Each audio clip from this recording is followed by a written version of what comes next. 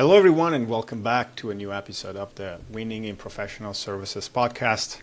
I am Matteo, and I'm joined today by my co-host, Scott Presimone.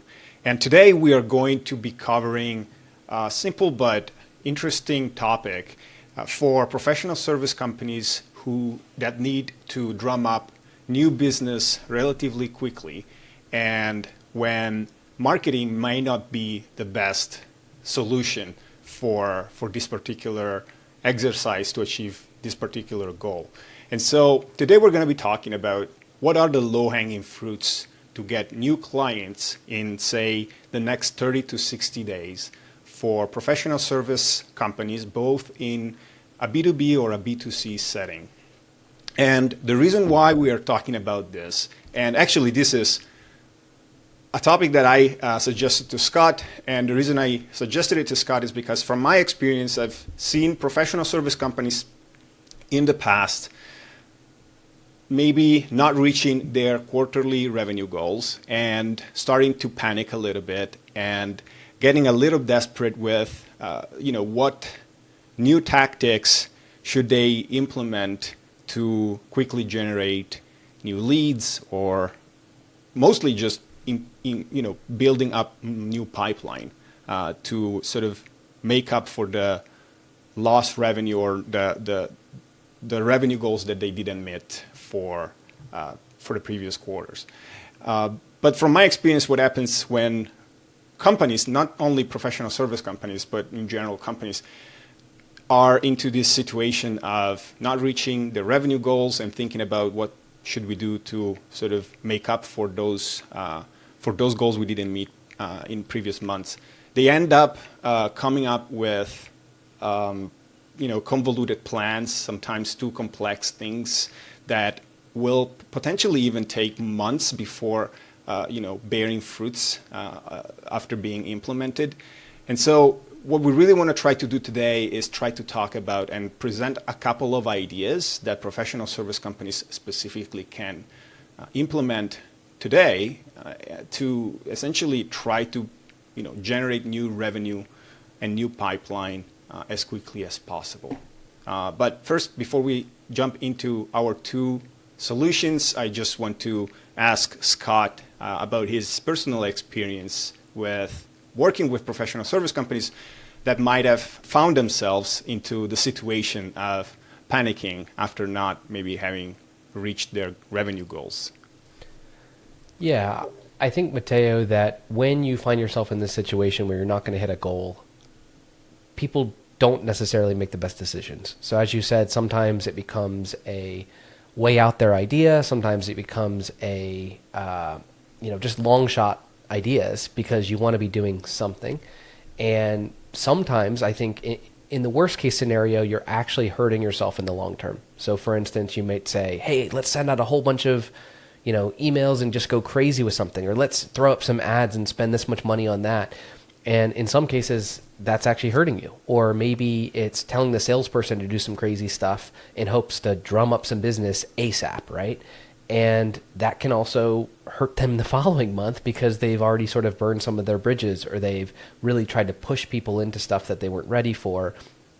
And so that's why I like this topic, Matteo. It's about getting less into the react mode, trying to be a little bit smarter about it, but also not just saying, yeah, things take a long time and writing it off. Realistically, there are some things that you can do to drum up business within this period of 30 to 60 days. So I think this topic is relevant to a lot of companies, especially if you're offering a pretty high dollar or high value service. Then you're going to maybe find yourself in these sort of situations more frequently, and it's good to kind of figure out what are those things that you can do that can move the needle for you. So great topic today. Yeah, and I think, as marketers ourselves, I would say this particular topic isn't, specifically promoting marketing per se, right? And in fact, I would argue that if you are in a situation where you need to build up new pipeline fast or quickly, probably marketing isn't the right solution in this particular case. especially if you don't want to spend a ton of money on outbound or ads, which obviously can probably generate more or faster results than inbound, like we talked in a previous episode. But today we're going to be talking about other areas of the business that could help generate more business for you. And one of them is focusing on existing resources. And what we mean by existing resources is essentially, like I said, instead of creating content or ads, we're going to start by looking at our existing contacts that we have in our CRM, right? And we would start by our current client list. And we may sort of reach out to previous clients, depending on what type of service you offer. Maybe those are clients that have bought from you in the past and have canceled since, but you still keep their contacts, and you may want to reach out to them and see whether they have moved on to another provider, depending on what you're selling, or whether they need your particular service again, and you may come to offer them a particular discount or a promotion or a limited time promotion, depending on whether what you sell can be sort of sold in a short period of time. We know that for professional service companies, like Scott said before, at a particular high value price, the sales cycles are fairly long. We're talking about more than 30 days, probably up to 60 days, sometimes up to 90 days. But maybe faced with a discount or a particular promotion, past clients could be willing to sign up again for your particular service. So starting from your contacts, current clients, past clients. Moving on, I would argue maybe we could look at our lead list. And leads are generally those contacts in our database that were probably interested in our services in the past, but they didn't buy for whatever reason. They might have just moved on or found a different provider. Those could be also, contacts, people that you could reach out to and see whether they have found a solution to their problem related to the service you offer, or whether, you could still be part of their decision-making process. Scott, any other particular ideas related to, taking advantage of our existing resources that our clients could? Yeah, I think one way to classify it would be that these are people that are not strangers to your offering. So the ones that you laid out there, whether or not they are past clients, existing clients that could get upsell opportunities, they could be people that didn't purchase before, they could be people that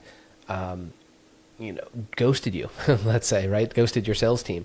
Anyone that's essentially in your CRM, chances are they are not a stranger. And given what we laid out here is we want results quickly, 30 to 60 days, then we're just leveraging those people that are not strangers to us, because chances are it's going to be easier to convince someone who's not a stranger to do business with you than it is to convince a stranger. So I think some people might be hesitant to reach out to people that have ghosted them. They might be hesitant to reach out to clients that have canceled. But, using that example of a client who has canceled, sometimes those clients have gone off to your competitor. And if that was a year or two ago, maybe they're unhappy. Maybe they actually regret that decision. And maybe they would come back to you, but you don't know until you ask. So I don't think you have to be super forceful with this, and maybe we can talk through some of those ways that we could do this.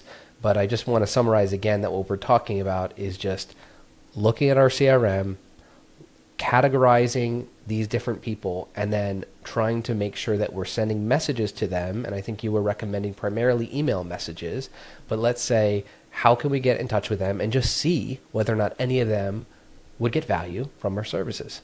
But Mateo, what do you think? Do you have any ideas on, let's just give an example of how we might reach out to one of these categories of leads or people that are not strangers to our services? Yeah, so I think the easiest way would be to first create segments within the list that we have. Depending on how big our list is, obviously we want to first categorize all of the contacts we have, right? So we talked about past clients, leads, so contacts that didn't buy from us. Maybe we have an email newsletter list, which is separate from, I would still maybe categorize it as leads, but maybe those are just people that signed up to your email newsletter if you have one. So maybe those could be another one. And then you may also have failed proposals.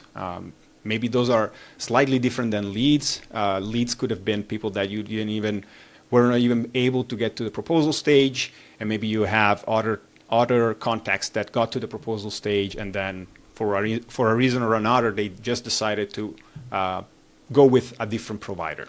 So maybe you start by categorizing your contacts into these 4 buckets, but even within these 4 buckets, you may even go deeper and a bit more granular. So just try to make sure that, say, if for the past clients, you may want to see what type of services those clients bought from us, how much did they spend, so that you can personalize your outreach to their particular needs rather than send a mass email to all of the past clients you have in your CRM and just hope that some of them would find value in whatever you are trying to offer them at this point in time. So generally, it's recommended to make sure you reach out if you want to do it at a sort of in a scalable way, but still manageable in terms of personalization. Make sure your segments are small enough so that you have clients that have bought maybe a certain type of service all in one bucket and send them a particular message specific to their needs, and then other clients that have maybe bought 2 or more services, or maybe a completely different service into a different bucket. That's probably the first thing I would try to do when it comes to making sure that we get the most out of this particular activity we are doing, and not trying to just speed up the process because we want to, like we said before, drum up business and build our pipeline as fast as possible. But we really want to make sure that we can maximize those contacts into our list. The reason we want to do that is because also not everyone in this list is going to be ready to buy today. And if we want to try to do this exercise again in, say, 6 months' time, we don't want to come across as pushy or just come across as spammy. We want to make sure that we always provide value and have our clients or prospective clients' interests in mind first. And then if what we're offering them is valuable to them, then of course it's a win-win situation. But try not to just cut corners just because you want to build up your pipeline today. But Scott, do you have any other ideas or recommendations as to how to proceed when it comes to reaching out to our list? Yeah, so you started out with the fact this isn't solely a marketing effort. I would argue this is potentially the service delivery team is involved in this to some extent. Maybe the finance team is involved in this. So when going through this exercise in the past, I recall times where it's kind of looking through the CRM. I'm going to use the simple example of canceled clients. So you have the list of canceled clients. Maybe you're talking with your finance team and you're having them pull that together. Maybe when clients cancel, ideally you're getting some feedback. Why are they canceling? So maybe you then go to your support staff or whoever is holding that information and cross-reference that and say, well, okay, they canceled this long ago between this period of time, and their reasons for canceling were these reasons. Let's make sure that we have all those matched up. And in some cases, there are people that we don't want to reach out to from that list. Maybe they rated you a 1 out of 10 when they canceled, and they used profanity in their cancellation form. Probably don't reach out to them. But you want to be a little bit smart and start to categorize a little bit more and start to say, well, if I reach out, maybe a salesperson can reach out in a kind, open way. And so maybe it says, hey, Jim, I I understand that we stopped working with each other about a year and a half ago, and you left us some really helpful feedback. And given your feedback on A, B, and C, we've actually made a lot of adaptations to our service. And I just wanted to follow up to see how things were going since you left us, and whether or not you're still experiencing any of these issues with the new provider you chose, or kind of how things are going on your end. If you'd be open for a chat, then I'd be happy to speak with you, whatever, something like this. And I'm just coming up with this on the spot, but ideally by looking at why this individual canceled and including that in your messages, right, and your message, then that's going to be a little more tailored and more likely to get a response. Now, of course, you're still have an ask in that, so that's still not always going to get a response. Maybe you can find a way to modify that a bit so you're giving him something in this case. Maybe you're saying, hey, we've changed our services a lot. In fact, we've been doing a lot more work with X industry that they're in, and I have a useful guide that you might find. I wanted to share that with you. So maybe you're sharing some lead magnet or some collateral or something else that provides value to that individual. So that's where you don't want to make it too complicated. I'm not trying to get too deep into this, but what I am suggesting, as you said, Matteo, is to not just say, let's throw all our leads into one bucket and spam everyone and just hope one of them turns out. I think that we're about leveraging our existing list, but we have to do it in a smart way. We have to do it in a somewhat tailored way, and we have to still be leading with value.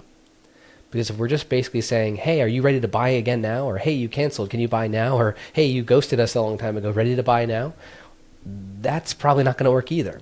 So, please spend a bit of time working with your team and extracting the key information that's going to make the outreach more likely to be successful.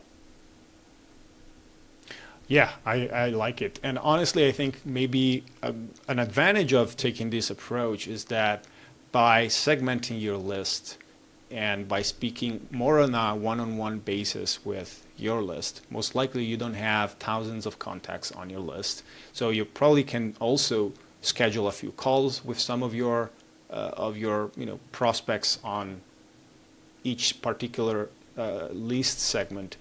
You will probably learn more things about them by having this more personalized interactions. And then maybe later on in the future, you can use your learnings from these interactions for, other strategies or other initiatives that you want to implement later on, after this 60-day period of, outreach, specifically for building up our pipeline again. So I find that having these conversations, even in situations where, yes, maybe we are a little bit desperate for new business, it's actually very beneficial not to come across as desperate for sure. And then try to always take this, customer interactions as learning experiences, because, the reason they're coming back probably is because they have found value in the past and they want to experience the same, value again with you again now. So try to understand exactly what moves those clients to come back, and then use those motivations into your future marketing collateral, future marketing communication. Yeah, one additional thing here to add, Matteo, is let's say that some of your client base has left because of price. Maybe they're very price sensitive and you understand they might not buy your service again. But ideally, as you said, you've listened to your clients in the past, and maybe that has resulted in you having a lower tier offering. Maybe it's even branded differently. Maybe it's a different, branded as a different company. But the idea being that you have that tier, that lower tier, that might be better suited for their needs.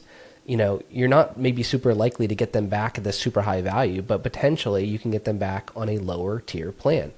So if you are a technology company, maybe you have this full, high tier plan that's a few $1,000s a month, and then now maybe you have something that is more of a consultative approach, and your consulting plan is there to be a person to talk with them and to help advise them on things for $500 a month. I'm just making something up.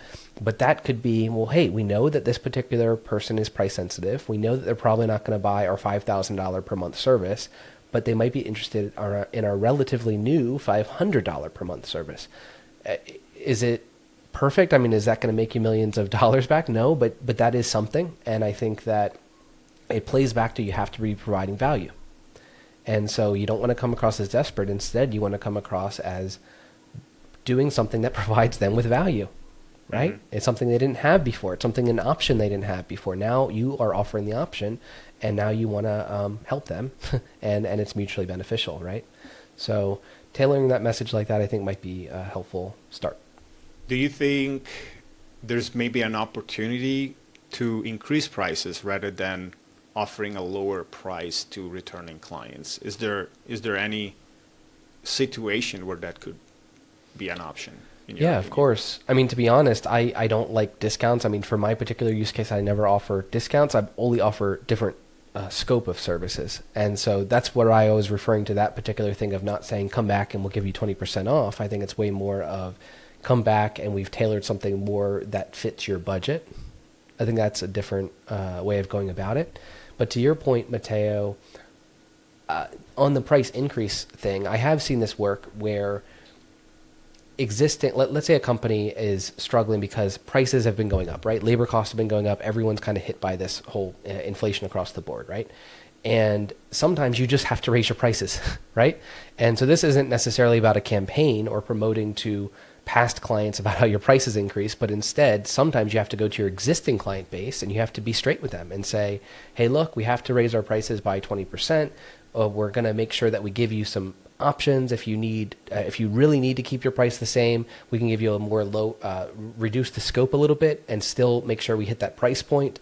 But we do have to globally increase our prices for this, and this reason. I think you can do that. And I think that actually can raise your revenue and raise your profit if you need to do that. And so I think that is a confident thing to do. And you might lose some clients that are really on the lower end of barely being able to afford you, and they might be a bit frustrated. But that still is sometimes what a business has to do. Because guess what? You can't necessarily keep your price stable for 5 years when the, quote, inflation rate is not necessarily what's being quoted, and it might be higher than that. Because if your labor cost over the last 5 years have gone up by 20 or 30%, then you can't necessarily keep your prices the same. And so I think as long as you're honest with that is another way to tap into your existing base. Mm-hmm. I agree. Moving on, I would present a second methodology or method to generate more business over the next 30 to 60 days. And if this first method really hinges upon, warm leads, essentially, people that are familiar with us, the second method hinges more on, it's still, a person-to-person method, but rather than us knowing the final sort of the customer, we're going to leverage our connections. And so with the second method, really the idea is to develop some kind of referral or affiliate or account sharing program where the program essentially offers a commission to the person, to the individual that introduces potential clients or help close the sale for us, right? And so I could think of three ways to essentially develop something like this. One is internal to the company, where essentially we are involving our workforce, our employees, to share any potential leads or contacts that they might know interested in the services we offer to the company. The second is external, where basically we're working with advisors, we're working with other consultants or investors, or we have board members.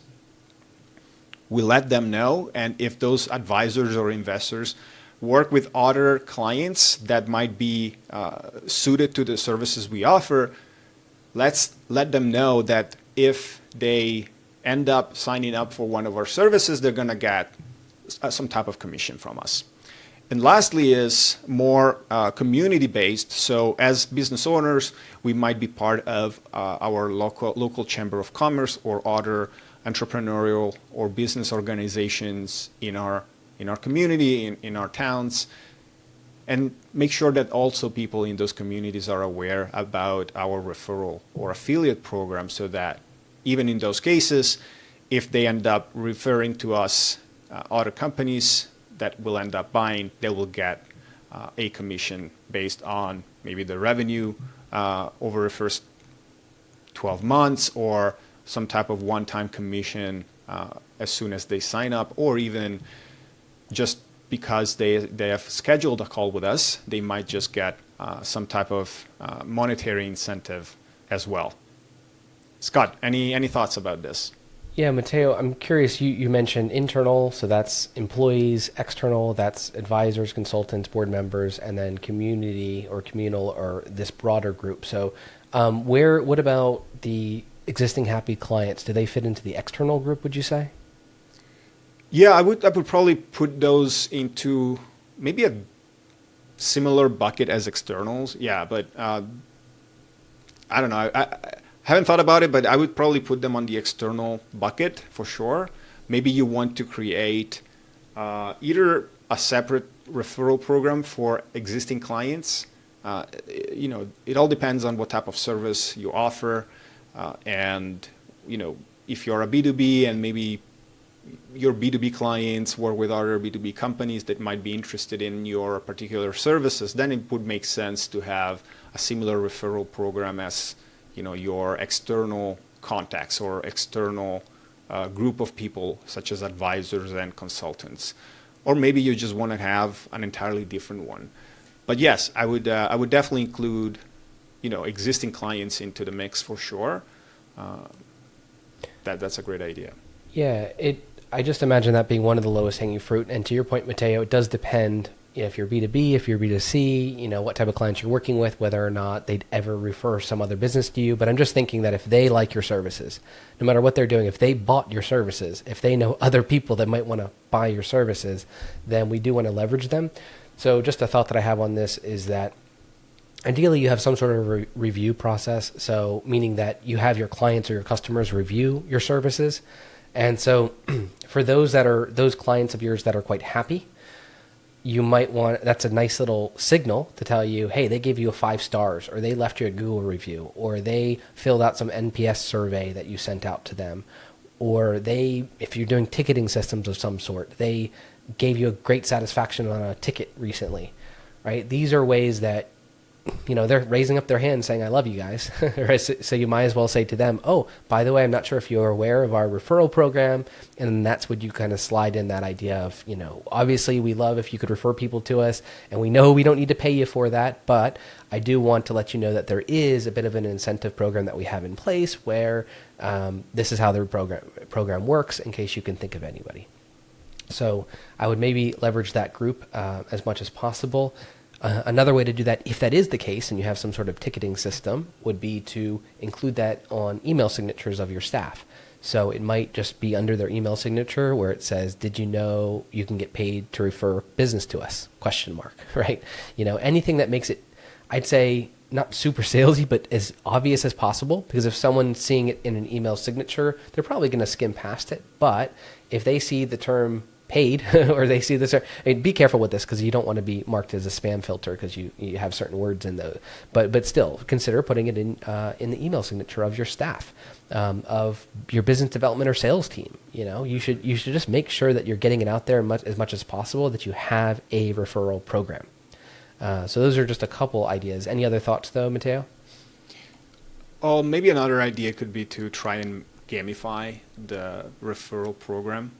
Obviously, if you have only a couple months to do it, it could still be done. And the way you would do this is essentially put up some price for the most referrers, for people who refer the most leads to you, and then give them a prize at the end of the period. You could make a public score list of participants to the program so that more people are aware of where they're standing. You could anonymize the names so nobody would know who's participating, but still they would know who they are and where they're standing in the ranking. So yeah, I think gamifying it could be a good idea. Scott, I have a question though when it comes to payouts. We were discussing this a little bit before the recording. Would you recommend companies offer a monetary, prize like a one-time bonus, quote unquote, or a one-time payout for every lead that they refer to us, or for every closed deals, or a percentage of revenue? What would you say is advisable in your opinion? I do think it depends on the business, but I will say what I've done in the past has been usually giving them something for referring business to you that ends up in an appointment. Now, I think people can be hesitant here because they will immediately say, well, hold on, if I give someone $50 for every time they refer someone to me and they don't end up being a fit, then I lost $50. And hey, if it happens 1,000 times, I'm going to lose this much money. So I think it's easy to rush to the extremes. Whereas I would say, well, hold on, if you're able to have some little barrier there, and you don't let some person just kind of download a list and send you a whole bunch of referrals, if you're protecting against abuse, right, then for the most part, you're probably not going to have too big of an issue. And you have to ask yourself, is $50 going off to 10 people that big a deal, right? And what I mean is $50, it might be enough to incentivize someone to do something. And if out of 10 people that you get and you spent $500, if one of them ends up working, then that is a pretty good deal, right? And so I would say something like an incentive on if something ends up in an appointment. So the person's somewhat interested, they might not fully qualify. I'd just still give those people that are referring that business to you something. Now then maybe you have another tier and you say, if they end up as a client, then you'll get $500, right? You're not handing out $500 all over the place. Remember, that's if someone becomes a client, and that's a big enough dollar value that that could really do that and make people excited about it.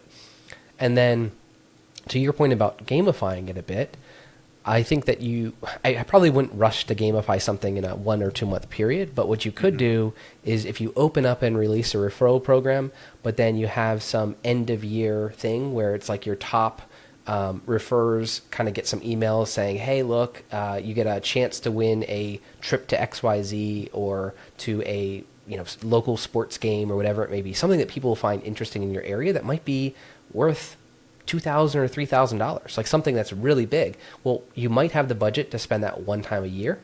And since it's not everyone that wins, it's a chance to win, it might be enough. So they're essentially guaranteeing themselves $50 or $100 or $500. But by the way, if they've referred more than 3 people in the year, they are now up for being one of your top referrers for the year and getting a chance to win something really big.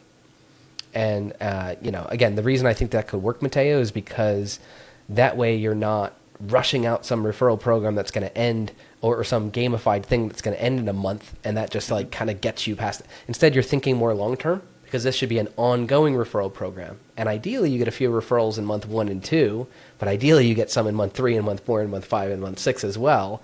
And that's all playing to your bigger prize at the end of the year. I love it. Yes.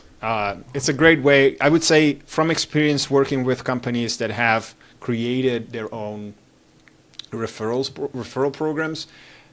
The best referral programs are the easiest ones. So because the participants want to understand or need to understand how the referral program works very easily. So if you can just write it in an email or have a simple page on your website that explains how it works, that explains how much they get for every referral they give you or booked appointment, the easiest the better. More people will remember how it works. More people will probably refer you business because of it. But if it gets complicated, and the whole point of this, like we said at the beginning of the episode, is try not to come up with complicated ideas. Keep it simple, and it will work. Just make sure you communicate it easily and frequently also to your list. Any other topics or any other particular things we haven't touched on these topics, Scott, that you want to mention? Well, I just want to reinforce again that this isn't just a marketing effort or a sales effort. We started with this is that it involves different team members, and what we're looking for here is the involvement from everyone to do something like this, right? And so I'm again going to give another example to this referral program. Let's say that you have a referral program mentioned in your email signature. Let's say that you have a page on your site as you said, Mateo, that's simple. Refer someone to us, we'll give you $50 if they book an appointment. If they become a client, we'll give you $500. And if you refer more than one person for the year, you'll be eligible for our big prize drawing at the end of the year. That's relatively simple. That's something that I think can fit in a few bullet points. So you're keeping it simple, right? But then additionally, you don't want that just to be in an email signature and email announcements, right? So let's say that you have account managers that are going off to client sites. And again, this depends on your service line, but let's just say that you have that. And let's say they occasionally give presentations, or they're occasionally educating clients on certain things, or occasionally going out to their offices. Well, make sure those business development people or those account managers or whatever else are maybe giving little cards to some employees while they're there and saying, hey, I'm not sure if everyone knew about this, but we have a referral program. Just have those touch points with people, and don't only think of it from the digital form. Make sure that your sales, your BD, everyone else that's involved in this is essentially promoting some of these systems so that you can get the most bang for your buck out of it. Great. Yes. Okay. Well, thank you so much, Scott. And thank you, everyone, for tuning in for this episode today. I think we've reached the end of it. Thank you again. Feel free to follow us on YouTube, where we're going to upload this episode, and podcast platforms such as Spotify and Apple Podcasts. If you want to leave a comment or a review on either of those platforms, feel free to do so. And if you have any particular topics you would like us to cover in future episodes, feel free to leave a comment in the comment section of the YouTube video, and we'll make sure to cover your idea in future episodes. Thank you again, and see you next time.